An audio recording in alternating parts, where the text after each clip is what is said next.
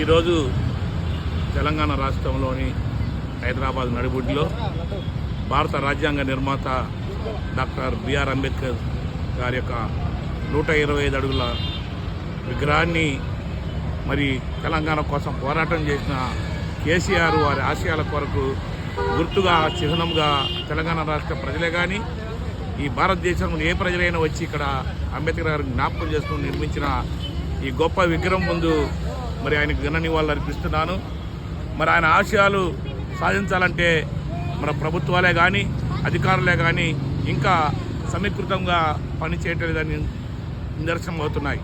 ఎందుకంటే దళితుల కొరకు నిర్మించిన భారత రాజ్యాంగం మరి ఆ దళితులకు కూడా కొన్ని రాష్ట్రాల్లో ఎంతో అన్యాయం జరుగుతున్నది.